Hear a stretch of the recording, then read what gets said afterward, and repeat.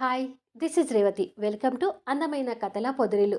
Video చూస్తూ likes, comments, share చేస్తున్న మిత్రులందరికీ పేరు పేరున ధన్యవాదాలు.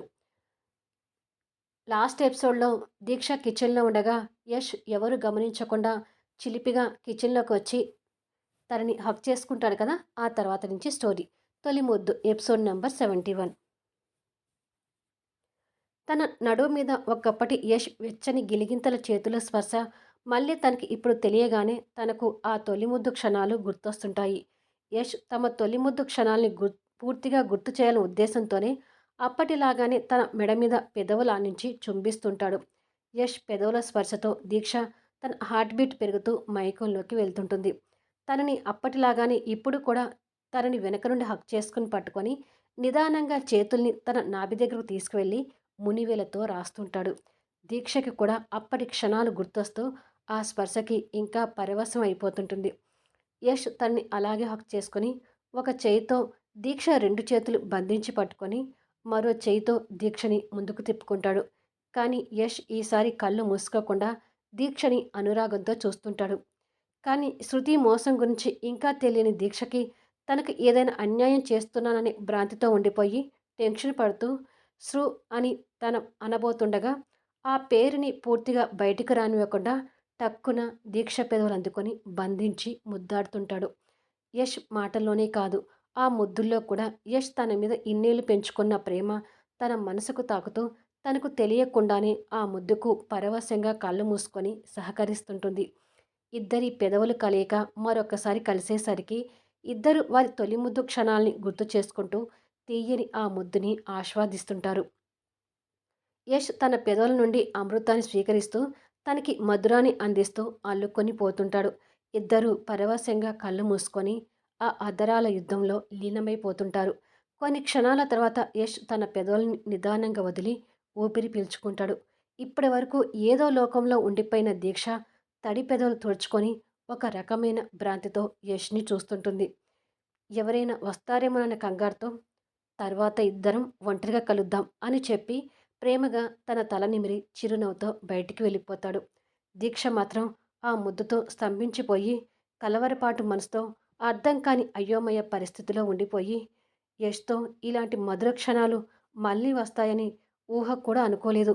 అసలు ఏం జరుగుతుందో నాకేమీ అర్థం కావడం లేదు. యష్ శృతిని కాదని నన్ను ప్రేమించడం ఏంటి? ఇది ఇన్నేళ్ల నుంచి నా మీద ఇంత ప్రేమగా పెంచుకోవడం ఏంటి? నా మీద ఇంత ప్రేమ పెంచుకుంటే మరి ఇన్నాళ్ళు నా మీద అంత కోపంగా ఎందుకు ఉన్నాడు? ఏంటో నా మైండ్‌లో ప్రశ్నలు సుడిగుండంలా తిరుగుతున్నాయి. ఈ ప్రశ్నలకి సమాధానం దొరికే వరకు నేను మనిషిని కాలేను అని ఆలోచిస్తూనే పాలు వేడి చేస్తుంటుంది. బయటికొచ్చిన యష్ ఏదో ఫోన్ మాట్లాడుతున్నట్టుగా నటిస్తూ తిరిగి వాళ్ళ దగ్గరికి వెళ్ళి కూర్చుంటాడు. అప్పుడే స్వప్న కూడా రూమ్‌లో నుంచి బయటకు వచ్చి వాళ్ళతో కూర్చుంటుంది. అవును. వచ్చిన దగ్గర నుంచి చందు కనిపించడం లేదు. ఎటు వెళ్ళాడు వదినా? అని అడుగుతుంది పద్దు జానకి గారిని చూస్తూ. వాడు కాలేజీ లేని రోజు కూడా ఇంటి పట్టున ఉండడు వదినా. ఎక్కడికి వెళ్ళాడో తెలీదు అని అంటుంది జానకి గారు. వాళ్ళు అందరూ అలా మాట్లాడుతుండగానే దీక్ష కాఫీ కప్పులతో అక్కడికొచ్చి అందరికీ కాఫీ ఇస్తుంటుంది. వాళ్ళ పేరెంట్స్ పక్కన కూర్చున్న సందీప్ కాఫీ అందుకొని థ్యాంక్స్ అక్క అని అంటాడు. దీక్ష సమాధానంగా ఒక చిన్న నవ్వు నవ్వి సందీప్ పేరెంట్స్ కూడా కాఫీ ఇస్తూ కాఫీ తీసుకోండి పిన్ని, తీసుకోండి బాబాయ్ అంటూ కాఫీ అందిస్తుంది. దీక్ష అంటే వాళ్ళకి మొదటి నుంచి అభిమానమే కాబట్టి నీ మొహంలో నవ్వు చూసి చాలా సంతోషపడుతున్నావమ్మా అని అంటారు ఆ దంపతులు. యష్ పెట్టిన ముద్దు మహిమ వల్ల దీక్ష టెన్షన్లోనే ఉన్న మొహం మాత్రం ఆనందంతో వెలుగుతుంటుంది. దీక్ష అలా కాస్త నవ్వుతూనే తల్లిదండ్రులకు కూడా కాఫీ అందిస్తుంటుంది. కొన్నేళ్ల తర్వాత కూతురు మొహంలో ఆనందం చూస్తున్న ఆ దంపతులు కూడా సంతోషపడుతుంటారు. ప్రతాప్ గారు, పద్దు కూడా దీక్ష మొహంలో కనిపిస్తున్న ఆనందం చూసి ఆ దంపతులు కూడా సంతోషపడుతూ కాఫీ అందుకుంటారు. స్వప్న కూడా కాఫీ అందుకొని కిచెన్లో నుంచి వచ్చిన తర్వాత ఇంత హ్యాపీగా కనిపిస్తున్నావేంటక్కా అని అడుగుతుంది. చెల్లెలు అలా అడగగానే ఇంకా టెన్షన్ పడుతూ అలా ఏమీ లేదు, మామూలుగానే ఉన్నాను అని అంటుంది తమాయించుకుంటూ. కంచు ప్రశ్నకు యష్ కూడా ఒక క్షణం టెన్షన్ పడతాడు. అక్క ఇంత హ్యాపీగా కనిపించడం కొత్తగా చూస్తున్నాను అంటుంది స్వప్న. ఇవాళ వదిన అందరికీ కొత్తగానే కనిపిస్తుంది స్వప్న అని అంటుంది లల్లి.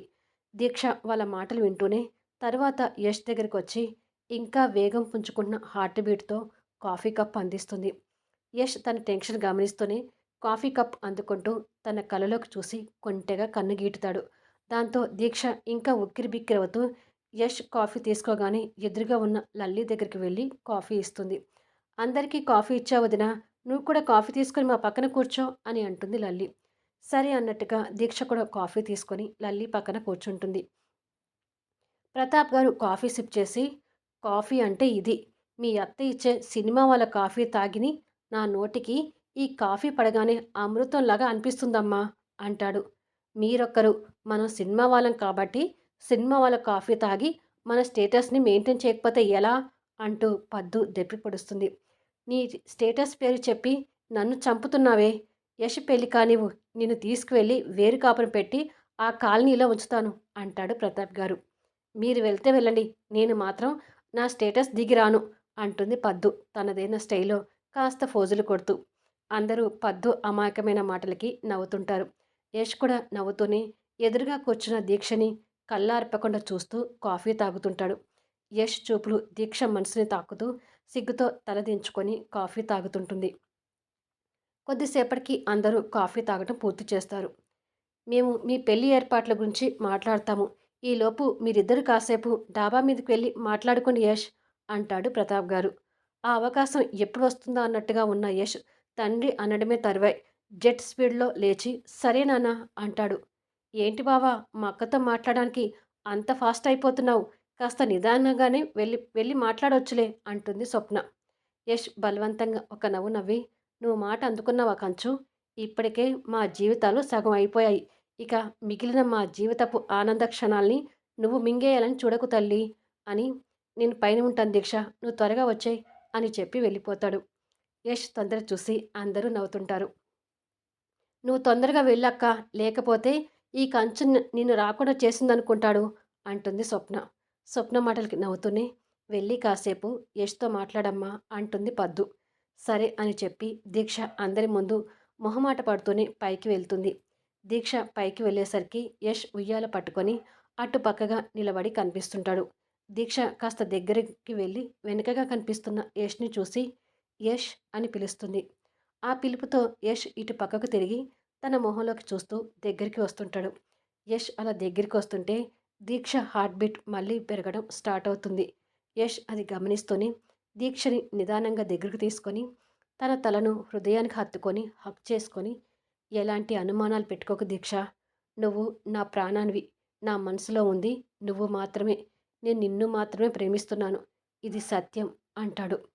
యష్ గుండె లోతుల నుంచి వస్తున్న ఆ మాటలకి దీక్ష ఊపిరి పీల్చుకొని తన మనసులో యష్కి తప్ప మరొకరికి స్థానం లేదని భీష్మించుకొని కూర్చున్నందుకు ఇప్పుడు తననే కోరుకుంటున్న ఆ హృదయంలోకి ఒదిగిపోయి యష్ని రెండు చేతులతో చుట్టుకొని ఆనందంతో కన్నీళ్ళు పెడుతుంటుంది. దాంతో యష్ కూడా తనని ఇంకా దగ్గరగా హత్తుకొని ఇన్నేళ్ల నిరీక్షణ తర్వాత లభించిన ఆ క్షణాలకు ఆనందంతో కళ్ళు మూసుకొని తన దేవతని హృదయానికి హత్తుకొని ఉండిపోతాడు. అలా ఇద్దరు ఎంతసేపు ఉన్నారనేది వాళ్ళకే తెలీదు. ఇలా కొన్ని క్షణాల తర్వాత దీక్ష కన్నీళ్ళు తుడుచుకొని యష్‌కి ఎదురుగా నిలబడి, "నువ్వు నన్నే ప్రేమిస్తున్నావని ఈ క్షణం ఇంకా పూర్తిగా నమ్ముతున్నాను యష్. కానీ ఒక క్వెషన్ అడగాలనుకుంటున్నాను. దానికి సమాధానం చెప్తావా?" అని అడుగుతుంది. "ఏమిటది?" అని అడుగుతాడు. "ఇన్నేళ్ళు నా మీద ఇంత ప్రేమ పెంచుకొని మరి నాతో అంత కోపంగా ఎందుకుంటూ వచ్చావు?" అని అడుగుతుంది. దీక్ష అలా అడిగేసరికి యష్ మొహంలో సడన్‌గా నవ్వు మాయమై మళ్ళీ కోపం తెచ్చుకుంటూ, "కోపం కాదు, అసలు నిన్ను కొట్టాలనిపిస్తుంది" అంటూ తన మీదకి చెయ్యెత్తుతాడు. నిజంగానే కోపంతో ఉన్న యష్ కొడతాడని భయపడి 2 అడుగులు వెనక్కి వేసి అదే భయంతో చెంపను పట్టుకొని, "ఇప్పటికే నన్ను 3 సార్లు కొట్టావు యష్" అని అంటుంది అమాయకంగా చూస్తూ. తను అలా అనేసరికి యష్‌కి తన మీదున్న కోపం మాయమై ఆ స్థానంలో జాలి కలుగుతూ గాలిలో ఉన్న చెయ్యి దింపుతాడు. దీక్ష ఆ చెయ్యిని చూస్తూ, "పర్వాలేదులే, నీతో ఇంకొక దెబ్బ కొట్టించుకోవడానికి కూడా రెడీగా ఉన్నాను. కానీ అసలు నా మీద నీ కోపానికి కారణం ఏంటో చెప్పు. ఆ తర్వాత కొట్టు" అని అంటుంది అమాయకంగా చూస్తూనే. యష్ మళ్ళీ కాస్త కోపం తెచ్చుకుంటూ, "రాక్షసి, నిజంగానే నువ్వు చేసిన పనికి నీ మీద బాగా కోపం వస్తుంది. నాకు విడాకులిచ్చి మన బంధాన్ని అలా ఎలా తెంపుకోవాలనిపించింది? నీ మెడలో నేను కట్టిన మంగళసూత్రాలు నీకు అంత బరువయ్యాయా? అవి కూడా తీసేసిపోయావు?" అని అడుగుతాడు కోపంగా చూస్తూ. అదేంటి యష్, నాకు విడాకులు ఇస్తానని నువ్వే కదా శృతితో చెప్పింది అని అంటుంది. నేను తనతో చెప్పాను కానీ నీతో ఏమైనా చెప్పానా అని అడుగుతాడు. అంటే మన పెళ్ళైన కొత్తలో ఆ విడాకుల పత్రాలు ఇచ్చింది నువ్వే కదా యష్ అని అడుగుతుంది. అప్పుడు ఈ విషయం వేరు దీక్ష. ఏదో తెలియని తనంతో ఆ పేపర్స్ మీద సంతకం పెట్టిస్తే 2 సంవత్సరాల తర్వాత నువ్వు మన బంధాన్ని ఆ పేపర్స్‌తో తెంపి వెళ్ళిపోయావు. మనకు విడాకులు అయ్యాయని తెలిసిన రోజు నేను ఎంతగా ఏడ్చానో తెలుసా? అని అడుగుతాడు ఆ బాధని కన్నీటి పరులతో చూపిస్తూ. దీక్ష యష్ కళ్ళలో కనిపిస్తున్న ఆ బాధను చూస్తూ, అంటే నేను నీకు విడాకులు ఇవ్వడం ఇష్టం లేకనే ఇన్ని రోజులు నాతో అంత కోపంగా ఉన్నావా యష్? అని అడుగుతుంది. ఇంకా నీకు అర్థం కాకపోతే నీ అంత పిచ్చివాళ్ళు ఇంకొకరు ఉండరు అని అంటాడు కోపంగా. దీక్ష కాస్త ఆశ్చర్యపోతూ, నాకేం తెలుసు యష్, నువ్వు శృతితో అలా మాట్లాడడం విని విడాకుల నిర్ణయం తీసుకున్నాను అంటుంది. అసలు నిన్నెవరు శృతి దగ్గరికి రమ్మన్నారు? నువ్వు శృతిని మీట్ అవ్వద్దని, తన దగ్గరికి రావద్దని ఒకసారి హెచ్చరించాను కదా! అయినా నా మాట వినకుండా ఎందుకొచ్చావు? అని అడుగుతాడు. దీక్ష సమాధానం చెప్పకుండా కాస్త భయంతో నిలబడిపోతుంది. పైగా మొన్న కూడా నన్ను కలవడానికని దాని ఫ్లాట్‌కొచ్చావు. నువ్వు వస్తున్నావని తెలిసి నిన్ను కావాలని బాధ పెట్టడానికే అది ఆ రోజు అంత చీప్‌గా బిహేవ్ చేసింది. అది నువ్వు నిజమని నమ్మావు. ఆ రోజు మమ్మల్ని అలా చూసి ఎంత బాధపడి ఉంటావో నేను కూడా అంతకంటే ఎక్కువ బాధపడ్డాను తెలుసా? నువ్వు ఇలాంటివి చూడాల్సి వస్తుందని, చూస్తే తట్టుకోలేవని నువ్వు శృతి దగ్గరికి రావద్దని ముందే హెచ్చరించాను. కానీ నా మాట వినకుండా అలా 2 సార్లు వచ్చావు. అసలు ఆ రోజు నువ్వు వస్తున్నట్టుగా ఇన్ఫర్మేషన్ ఇవ్వడానికి శరత్ నాకు ఫోన్ చేశాడు. నేను ఆ కాల్స్ మిస్ చేసుకున్నాను. ఏమైనా నువ్వు మా ఇద్దరిని అలా చూసే క్షణాలు రాకుండా ఉండాల్సింది దీక్ష అని అంటాడు బాధపడుతూ. నిజంగానే మిమ్మల్ని అలా చూసి నేను కూడా బాగా ఏడ్చాను యష్. పైగా సినిమా అనేసరికి ఇక నా బాధ అయితే చెప్పుకోలేనిది అంటూ కన్నీళ్ళు పెడుతుంటుంది. యష్ తన దగ్గరకు తీసుకొని తన కన్నీళ్ళు తుడిచి, ఈ సినిమా వల్ల నువ్వు ఇంకా కృంగిపోతావని, ఎంత తొందరగా ఓపెన్ అయితే అంత మంచిదని ఆ సన్మానోత్సవానికి ఒప్పుకున్నాను. ఇప్పటికైనా తనతో నాకు ఎలాంటి ఫిజికల్ రిలేషన్ లేదని నమ్ముతున్నావా దీక్ష అని అడుగుతాడు దీనంగా చూస్తూ. నమ్ముతున్నాను కాబట్టే నీకు ఇంత దగ్గరగా ఉన్నాను యష్ అంటుంది. యష్ సంతోషపడుతూ, థ్యాంక్ యూ బంగారం. ఆ రోజు అమృత వాళ్ళ ఇంటి ఫంక్షన్లో నేను నీ మీద పడితే నన్ను విరక్తిగా పక్కకు తోసేశావు. ఆ క్షణాలు గుర్తొస్తే నా గుండె పిండినట్టుగా ఉండేది అని అంటాడు కన్నీటి పొరలతో చూస్తూ. అంటే యష్, అప్పటికే నువ్వు శృతితో కలిసిపోయావనుకొని ఆ క్షణం నాకు అలా అనిపించి పక్కకు తోశాను. నేను విరక్తి చెందింది నీ శరీరానికే కానీ నీ మనసుకు కాదు యష్. నీ మనసుని ద్వేషించేదాన్నైతే నీ ఫంక్షన్‌కి వచ్చుండేదాన్ని కాదు అని అంటుంది. అర్థం చేసుకున్నాను దీక్ష. కానీ నువ్వు నా శరీరాన్ని కూడా విరక్తిగా చూడటం భరించలేకపోయాను. ఎప్పటికైనా నన్ను నమ్ముతున్నావు. అది చాలు అంటాడు. కానీ యష్, అసలు ఏంటిదంతా? ప్రాణంగా ప్రేమించిన శృతిని దూరం చేసుకొని నా నీడని కూడా సహించిన నువ్వు నన్ను ప్రేమించటం ఏంటి అని అడుగుతుంది. యష్ మనసులో మాట్లాడుకుంటూ, పిచ్చిదానా, నేను ప్రేమించింది ఆ శృతిని కాదు, నీ మనసుని. ఆ పెయింటింగ్ విషయాన్ని ఇంకా ఎప్పుడు బయట పెడతావే అని అనుకుంటాడు.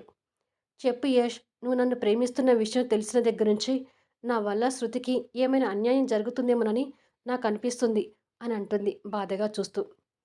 తన గురించి తీసుకురాగానే యష్ తన మీద కోపం తెచ్చుకుంటూ, నీ వల్ల ఎవ్వరికీ ఏ అన్యాయం జరగటం లేదు. ఆ శృతిని మనల్ని అన్యాయం చేసింది. అది పచ్చి స్వార్థపరురాలు, దుర్మార్గురాలు. అసలు తన బుద్ధి ఎలాంటిదో చెప్తాను విను అంటూ గతంలోకి వెళ్తాడు. ఆ గతం ఏంటి అనేది నెక్స్ట్ వీడియోలో తెలుద్దాం. ఈ వీడియోకి సంబంధించిన కామెంట్స్ తెలియజేస్తూ లైక్స్ ఇవ్వండి.